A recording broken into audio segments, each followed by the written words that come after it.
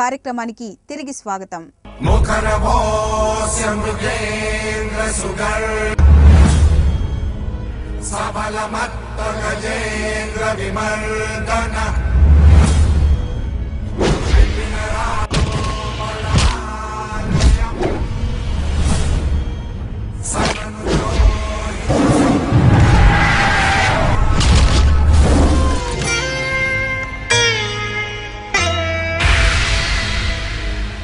పద్మనాభస్వామి దేవాలయం పుట్టు పూర్వోత్తరాల గురించి అక్కడి వారు కథలుగా చెప్పుకుంటారు.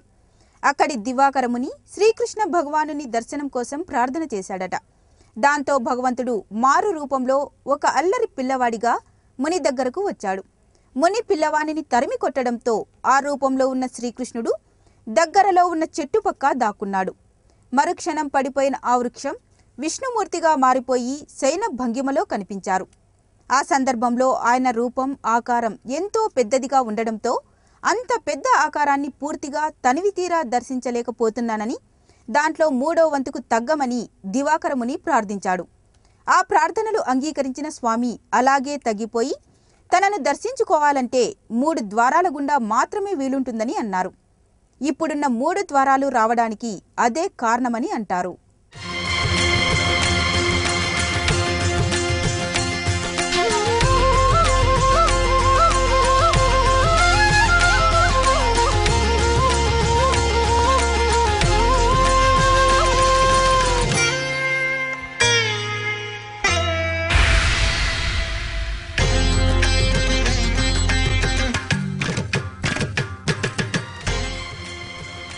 పురాతన ఆలయాలన్నింటికీ అపారమైన సంపదలున్నాయి.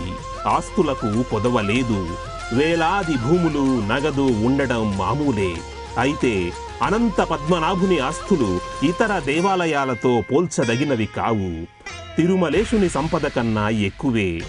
అనంత పద్మనాభుని ఆలయంలో ధన కనక రాశులను భద్రపరిచే రహస్య భూగృహాలు 6 ఉన్నాయి.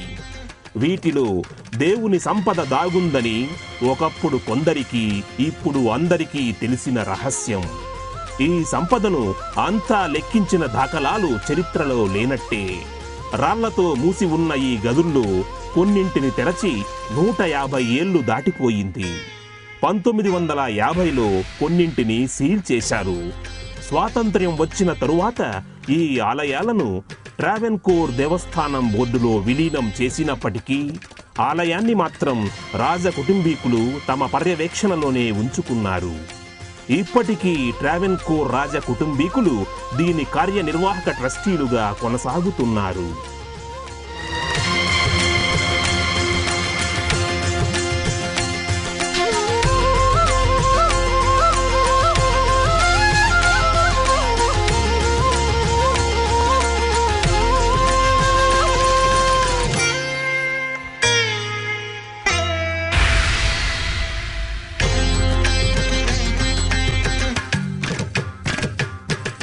తిరుమల ఆస్తులను మించిపోయిన తిరువనంతపురం పద్మనాభుని సంపద ఎలా వచ్చిందన్న దానిపై ఎవరి వాదనలు వారే వినిపిస్తున్నారు. ఈ గదులకు వేసిన తాళాల తీరు, రాళ్లతో పకడ్బందీగా మూసివేసిన వైనం వాటిని తెరపించిన కమిటీ సభ్యులను అబ్బురపరిచింది.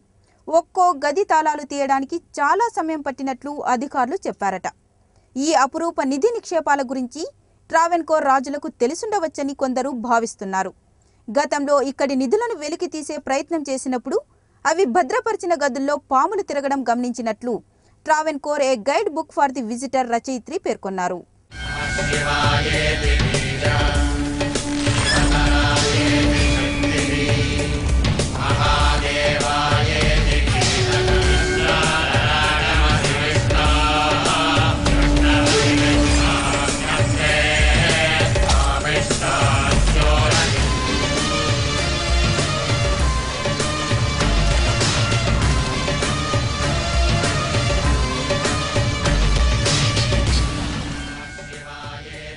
తిరువనంతపురంలోని శ్రీ పద్మనాభస్వామి ఆలయ సంపద విలువ 1,00,000 కోట్ల రూపాయలను మించింది.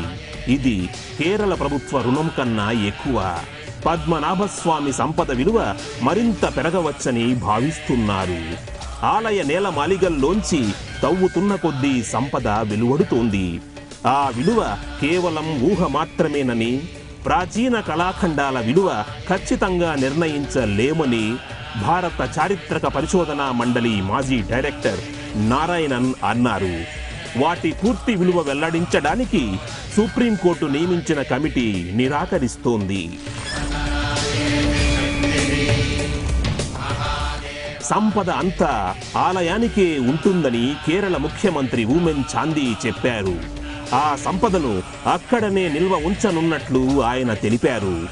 బయటకు వచ్చిన సంపదకు మతపరమైన చారిత్రక ప్రత్యేకత ఉందని కూడా ఆయన పేర్కొన్నారు. అక్కడి నేలమాళిగల్లో ఆభరణాల ఖజానాలు బయటపడ్డాయి. బయటపడిన సంపదలో 18 అడుగుల నెక్లెస్ కూడా ఉంది. 536 కిలోల బరువు గల బంగారు నాణేలు బయటపడ్డాయి. వజ్రాలు పొదిగిన ప్లేటు, వెండి బంగారు పాత్రలు, అద్భుత దీప సౌందర్యం, పోతపోసిన బంగారు వస్తువులు ఉన్నాయి. అత్యద్భుతమైన ప్రాచీన సాంప్రదాయ వస్తువులు వెలుగు చూశాయి. అయితే ఆలయంలో ఇంకా తెరవని నేలమాళిగను తెరవవద్దని ఆలయానికి చెందిన రాజవంశీయులు హెచ్చరిస్తున్నారు. ఇప్పటికే సుప్రీంకోర్టు ఏర్పాటు చేసిన కమిటీ సభ్యుల్లో ఒకరికి కాలిగాయం అయిందని, మరొక సభ్యుని తల్లి అనారోగ్యంతో బాధపడుతూ మృతి చెందినట్లు కొందరి సమాచారం.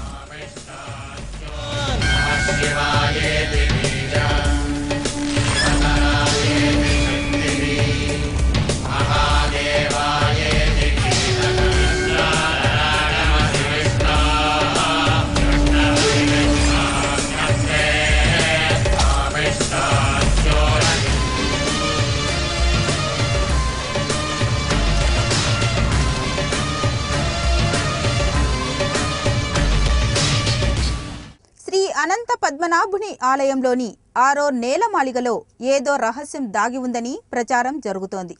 రాజకుటుంబం అంతఃపుర రహస్యాలు దాగి ఉండవచ్చునని, అక్కడ అపారమైన సంపద కూడా ఉండవచ్చునని ఊహాగానాలు చెలరేగుతున్నాయి. అయితే 6వ నేలమాళిగకు నాగబంధం ఉందని, అందువల్ల దానిని తెరిస్తే అరిష్టం తప్పదని భక్తులు నమ్ముతున్నారు. నాగబంధాన్ని తెరవడం అంత సులభం కూడా కాదని భక్తులు అంటున్నారు. పైగా దాని తాళం చెవి లభించడం లేదని కూడా చెబుతున్నారు.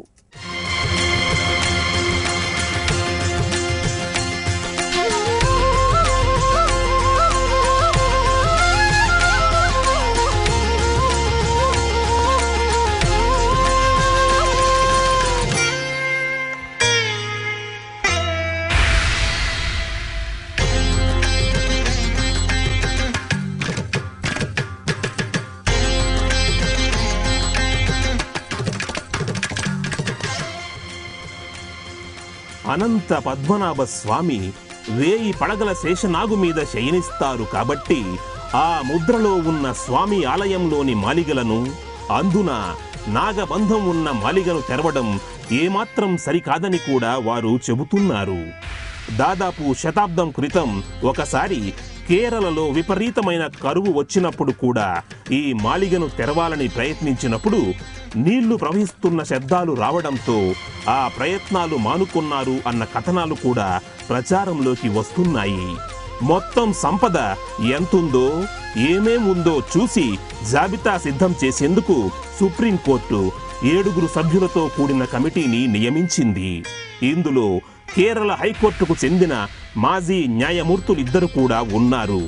వీరంతా కలిసి నేలమాళిగల్లో ఉన్న అపార సంపదను లెక్కిస్తూ ఆ జాబితాను సిద్ధం చేస్తున్నారు. ఈ ప్రక్రియలో రాష్ట్ర ప్రభుత్వ ప్రతినిధులు, రాజకుటుంబానికి చెందిన 2 కూడా ఉంటున్నారు.